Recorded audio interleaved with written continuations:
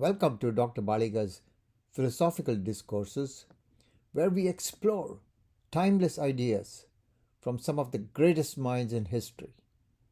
This series aims to bridge philosophy with modern life, offering insights for healthcare professionals, medical students, pre med students, and anyone seeking a deeper understanding of existence, ethics, and the human experience. Today is 15 March 2026. This video is on Indian philosopher Jiddu Krishnamurti. His core message: don't hand your mind to a guru, a system, or a formula.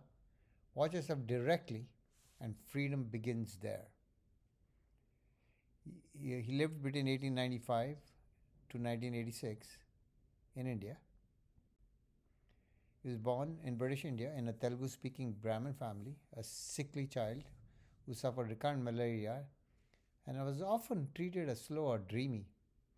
After his family moved near the Theosophical Society at Adyar, Charles Leadbeater claimed that the boy had an extraordinary aura. The society decided he would be prepared as a vehicle for a coming world teacher. His younger brother Nitya became his closest companion. Annie Besant became a surrogate mother figure. In 1929, he dissolved the Order of the Star, the group created to announce him as a spiritual leader. He rejected organized belief, gurus, and even the idea that people would follow him. His mission changed from leading a movement to trying to set people absolutely and unconditionally free. One of his sayings is, truth is a pathless land, and you cannot approach it by any path whatsoever, by any religion, by any sect. What he taught? Self-observation, watch thought, fear, desire, memory, and habit as they actually operate. Relationship is a mirror. You learn about yourself by seeing how you react to people, ideas, and things. Choiceless awareness, observe without forcing, suppressing, or twisting what is there. He dismissed fixed techniques and thought control methods. True meditation was direct awareness, not a recipe. For him, freedom meant freedom from the mental cages built by authority, fear, and images. What he taught was freedom starts with seeing how your own mind works. Freedom from the known, what keeps us stuck, following authority blindly, living through labels and images, running from fear instead of seeing it, depending on systems to tell us who we are.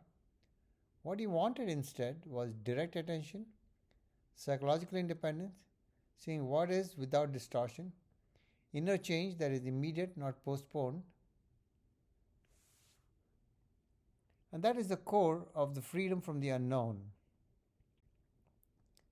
Education mattered to him. Schools were places to form whole human beings. He founded schools in India, England, and California. The Rishi Valley School was founded in 1928 and the Brockwood Park School in 1969. He said education should create a global outlook, care for humanity and nature, and a religious spirit that also includes a scientific temper. He wanted students to be free from prejudice and narrow sectarian thinking. This fits his larger idea. You do not liberate people by stuffing them with doctrine. His key saying was, humanity is a part of nature, and if nature is not cared for, it will boomerang on man. His life of talks, books, and difficult contradictions. Why his life still sparks debate. He spent decades traveling and speaking worldwide, especially after breaking from Theosophy.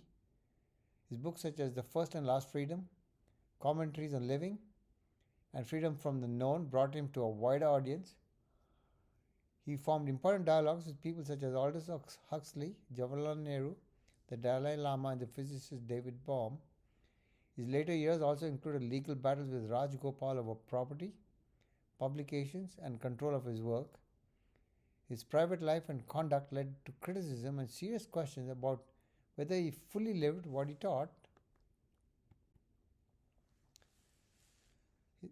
The books you're most likely to hear about, which he wrote, include The First and Last Freedom in 1954, brought him wider recognition, explores fear, belief, self, and awareness.